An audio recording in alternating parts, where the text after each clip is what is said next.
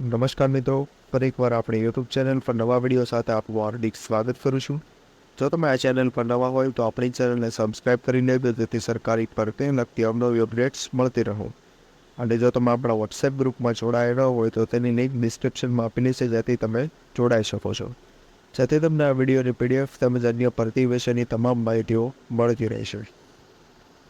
તો મિત્રો આજના વિડીયોમાં જે જ્ઞાન સહાયક ભરતી 2024 માટે જે નવા નિયમો સહિત પરિપત્ર જાહેર એટલે કે જ્ઞાન સહાયક ભરતી 2024 માટે જે સામાન્ય નિયમો છે તે ઉપરાંત જિલ્લા વાઇઝ શાળા વાઇઝ જગ્યાઓ વિશે જે સૂચનાઓ આપવામાં આવેલી છે તેમજ અરજીને લઈને જે સંપૂર્ણ માહિતી અંગે જે પરિપત્ર જાહેર કરવામાં આવેલો છે તેની આ વિડીયોમાં વાત કરીશું.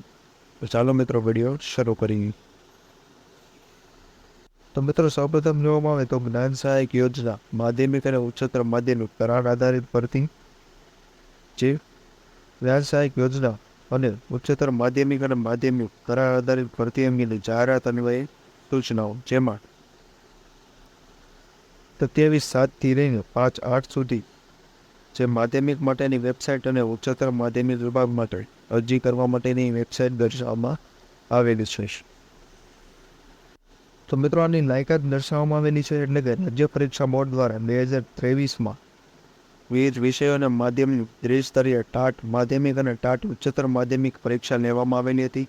જે પૈકી ઉમેદવારે જે માધ્યમ અને વિષયની પરીક્ષા પાસ કરેલ હોય તે જ વિષય અને માધ્યમ માટે ઉમેદવારી નોંધાવી શકશે.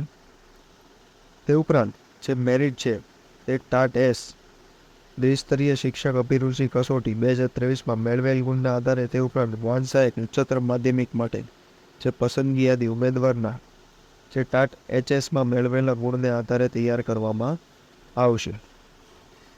તે ઉપરાંત ન્યૂનતમ લાયકાત પણ અહીં દર્શાવવામાં આવેલી છે અને મેરિટ કમ પ્રેફરન્સના ધોરણે શાળાની ફાળવણી કરવામાં આવશે. ઉમેદવારને મેરિટ કમ પ્રેફરન્સના ધોરણે શાળા ફાળવણી અંગેની જાણ એસએમએસથી કરવામાં આવશે અને વેબસાઇટ ઉપર જે ડોક્યુમેન્ટ વેરિફિકેશન લિસ્ટ પણ મૂકવામાં આવશે.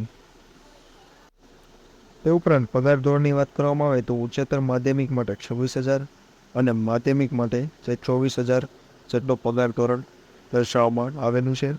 ઉંમરની વાત કરીએ તો જ્ઞાન સહાયક ઉચ્ચતર માધ્યમિક માટે 42 વર્ષ અને માધ્યમિક માટે 40 વર્ષ દર્શાવવામાં આવેલું છે. તે ઉપરાંત ઉચ્ચતર માધ્યમિક અને માધ્યમિક શાળાઓમાં જિલ્લાવાર શાળાવાર અને વિષયવાર જે ભરવાપત્ર જગ્યાઓની વિગતો વેબસાઇટ પર દર્શાવવામાં આવશે.